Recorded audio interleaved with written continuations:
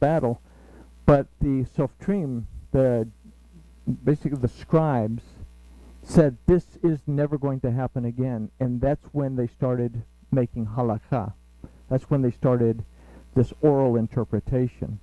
But the actual ban on the name itself would not occur until around 165, between 165 and 200 CE, or CE. I always get the CE and the BCE and the AD and the MOUSE all confused. So, but anyway, so where were we? Yes, MOC, gotcha. Okay, so the ban on the name of Yahuwah was being seriously considered during this time of Yahusha, but would not take serious effect until the 2nd century. Now, there is a theory that because there was a ban on the name of Yahuwah, that the Yehudim did not recognize Yahusha as Mashiach. And that's kind of a silly, far-fetched ban, because considering that the name of Yahusha was a very popular name amongst the Yehudim as it is today, we can dismiss that concept that because they didn't call on the name of Yahuwah, that they didn't recognize that Yahusha was the deliverer.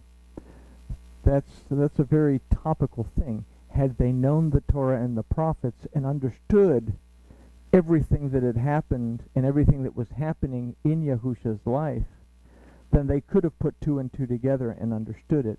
But it's not because they didn't know the name of the Father or because they didn't equate the name of the Father to Yahusha. So we can dismiss that concept. What we can consider is that Yahusha brought a message of truth based on the Torah and the prophets. It was not received because what had also begun to take hold at this time was the interpretations of the Pharisees. They would become the rabbis, and the interpretations of the rabbis would trump the word of Yahuwah. So if we understand this, we can understand the phrase, if another shall come in his own name, him you will receive. So today the pastor, the evangelist, or the best-selling author's word is highly esteemed. Very few people, however, seek to confirm in the Torah and the prophets what the author writes. His words are absorbed until another best-selling author comes along and makes a different claim that tickles people's ears in a more stimulating way. Because the Torah is boring, and I don't want to read all that genealogy stuff, and we don't make sacrifices anymore, so why read any of that stuff? And we don't stone people to death for the various things, and everybody knows that the Pope changed the Sabbath to Sunday, so the Pope had the authority. So we're going to take whoever writes, and that's going to become our authority, as opposed to going back to the word of the Father that bears witness of Yahusha. That is Yahusha, because it is our ability to understand how we are redeemed, and because we are redeemed, follow its instructions in order to stay that way. So, verse 44, how can you believe when you seek to receive honor one of another, and do not seek the honor that comes from Elohim only? So it's been mentioned several times in this study that we are often more times interested in what our family, friends, and even strangers are going to think about us than to be concerned about how our Elohim perceives us. Yahusha's question is one that we must ask ourselves when we beat ourselves up because we're not accepted as normal in the eyes of others who only have time for that God stuff when the time suits them, or when times get difficult, or those who are so wrapped up in the dogma and tradition of whatever denomination that they're in, that they're blind to the truths of the word of Yahuwah.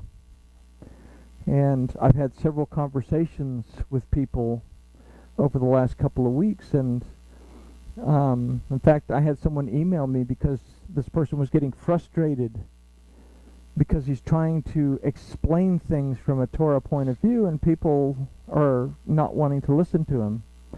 So his question was, what do you do? And I say, you don't do anything. You've put that seed there. If they don't want to listen to you, this is a horrible thing to say, but move on to someone that does. And that's what Yahushua told the apostles. Wipe off the dust to your feet and move on to the next house. So, considering this, the last 3 verses become very important. Do not think that I will accuse you to the Father. There is one that accuses you, Moses, in whom you trust. It is the Torah on which judgment will be based, not on the writings of Paul or John or Peter or any of the apostles, not even on the words of Yahushua. Yahushua simply came and told us, until heaven and earth pass away, the Torah is not going to change. You need to do what it says. Now, he made a few recommendations that, to not murder someone is to not even think about it. So, we make teshuva a lot when we drive around in our cars. But judgment is based on what Moses wrote in the Torah as dictated to him by Yahuwah, who is Elohim, the mighty judge with the authority to redeem, deliver, and restore, or to cast out where there will be weeping and the gnashing of teeth. So whom do you trust, the best-selling author or Moses? Before you answer, consider these last 2 verses. For had you believed Moses, you would have believed me, for he wrote about me. But if you do not believe his writings, how shall you believe my words? These last 2 verses wrap up our testimony. Who do we believe? Why do we believe what we believe? If we are to find truth, if we are to understand what Yahushua was saying, what Paul was saying, or what any other figure in Scripture was saying, we must have our foundation in the Torah of Yahuwah as written down by Moses. And that's just the thing. The prophets tell us a lot of things, but if we don't have a foundation in the Torah, we're not going to understand what the prophets say. It's a 3-step study. We have to understand the Torah. We have to understand the prophets. It helps a lot to understand the writings, the Psalms and the Proverbs. And then we can move on into Brit Hadashah and understand what Yahushua was saying, or what Paul was saying. Paul, who Peter said, what he says is difficult to understand. And Paul, who said, if you're going to listen to me, you have to know the Torah. So, that's our witness. So, on what is your witness and testimony based is ultimately where we end up in this. Yochanan is about a process of growth. And we're growing every step of the way. But it's a continual telling us that we have to educate ourselves and understand what the Word says. It doesn't redeem us. But it's a very important thing, is that the one who accuses you is Moses, in whom you trust, is that we walk according to the instructions that Elohim, so that we remain redeemed, delivered, and restored. Because now there's this thing out in very popular amongst Christian society, is that once saved, always saved.